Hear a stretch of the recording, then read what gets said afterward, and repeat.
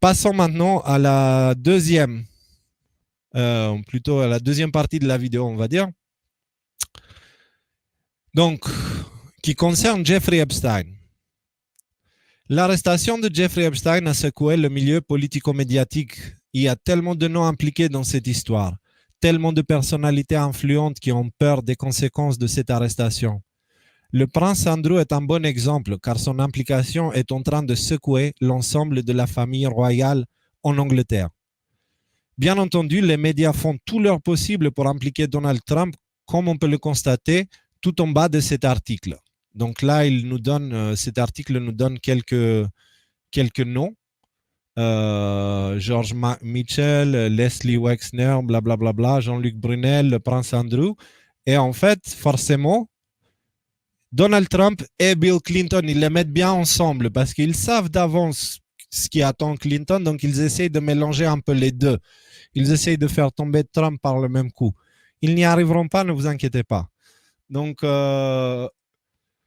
pour répondre aux accusations non fondées des médias, j'ai préparé un article complet sur les raisons qui prouvent qu'Epstein et Trump n'étaient pas amis. Vous avez l'article ici, je vous ai mis le lien. Voilà. Mais si vous n'avez pas le temps d'y jeter un coup d'œil, posez-vous cette question. Pourquoi l'immunité qui rendait Epstein intouchable est tombée pendant la présidence de Trump? Pourquoi? Certains vont dire qu'il est mort en prison et que Trump pourra cacher son implication, mais cela est faux également. Pour comprendre, je vous invite à regarder cette vidéo ci-dessous où nous voyons le FBI et la police de New York sur l'île d'Epstein en train de cumuler des preuves. Donc, je vous passe le petit extrait. Ça doit être, voilà, par là. Donc ça, c'est l'île d'Epstein. Et là, vous avez quelqu'un du FBI avec des gens du département de la police de New York qui sont en train de sortir des cartons. Ils sont sur l'île d'Epstein. Donc, ce n'est pas une vidéo récente, mais c'est une vidéo qui a été beaucoup ignorée par les médias, en fait. Par les médias et du coup par le public aussi. Donc, concrètement, ce que cela veut dire, c'est que s'ils sont allés sur son île, ils ont forcément dû aller aussi à ses appartements. Et dedans, ils ont trouvé des choses. Gardez en tête qu'Epstein utilisait ces îles-là aussi pour piéger des gens, pour les emmener là-bas, les droguer, des gens influents ou puissants qu'il voulait mettre sous son contrôle. Il les droguait sous prétexte d'une fête, machin, il leur mettait un truc. Et ensuite, ces gens se retrouvaient sur un lit avec des enfants filmés. Et du coup, l'idée, c'était, si tu ne fais pas ce qu'on te dit, on sort cette vidéo et c'est fini pour toi. Donc, et en plus, les gens savaient à quel point Epstein était puissant et à cause des gens qui s'entouraient. Donc, du coup, imaginez-vous si toutes ces cassettes, elles sont tombées dans les mains du département de justice américain. Dans ce cas, ça veut dire qu'on n'a rien à foutre si Epstein est mort, on n'a rien à foutre si Ghislaine est morte, si Ghislaine Maxwell est partie, on s'en fout parce qu'ils ont déjà tout ce qu'il faut. Et on va voir tout à l'heure, il y a aussi cette vidéo en bas où il y a c'est le fameux temple, le fameux très intriguant temple. C'est très, très, très étrange. Pourquoi quelqu'un aurait besoin d'un temple? Pourquoi un riche aurait besoin d'un temple un peu égyptien, un peu étrange? En plus, on a vu quelques photos des caméras de sécurité, en fait des images de la caméra de sécurité, où on a vu ce qui se passe dans ce temple au sous-sol. Des atrocités. Mais pourquoi un temple? Bref, donc du coup, il y a un moment où la caméra, elle se tourne et on peut voir qu'à l'intérieur, la police, elle a quand même bien cherché parce qu'il y a quand même beaucoup de choses qui sont tombées ou cassées ou... puis il est où le petit passage? Bon, là, on ne le verra pas. Si vous regardez la vidéo, vous la trouverez sur l'article. Ah, voilà, c'est là. Vous voyez à l'intérieur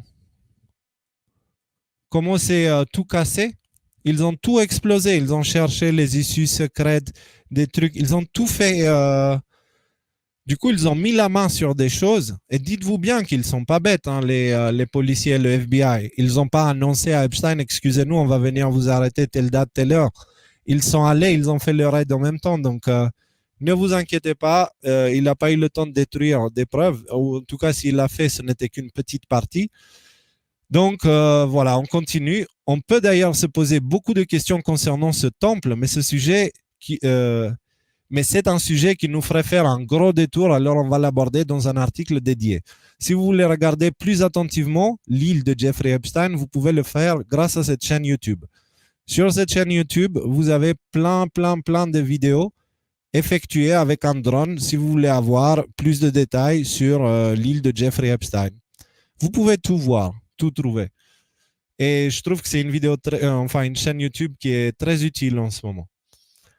Alors, revenons à notre sujet. Beaucoup pensent que la mort d'Epstein a permis au Clinton, Obama ou le prince Andrew de respirer un bon coup.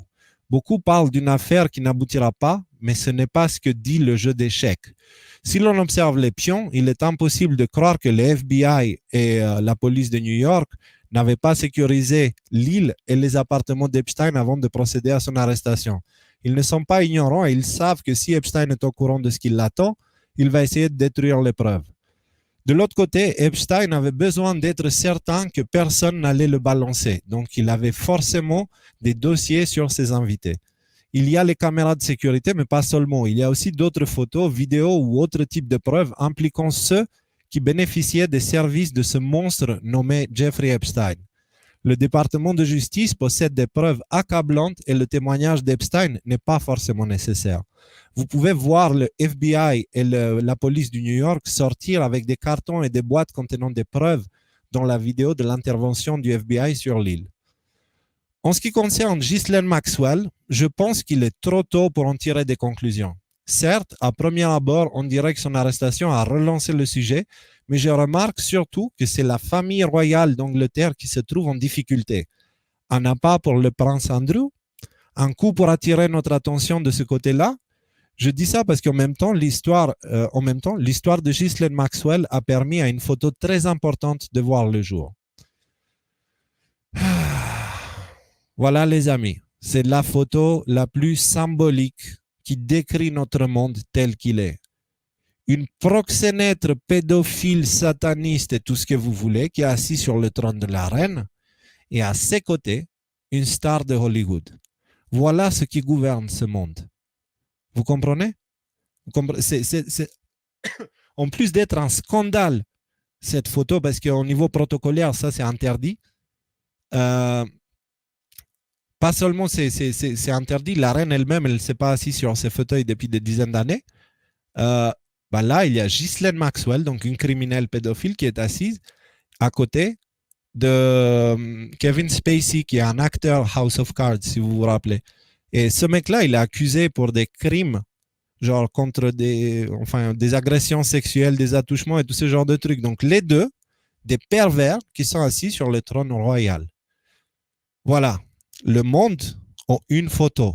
D'accord? Heureusement, et on verra ce soir aussi d'autres bonnes nouvelles, tout ça, c'est fini. Elle est en prison. Le prince Andrew, il est en train de changer de culotte toutes les 2 heures parce qu'il est terrifié. Il est terrifié de ce qu'il attend parce que là, c'est fini, les gars. La famille royale, elle est échec et mat. C'est fini. Donc, essayez de réfléchir un petit peu des conséquences d'une nouvelle qui dirait la famille royale chute.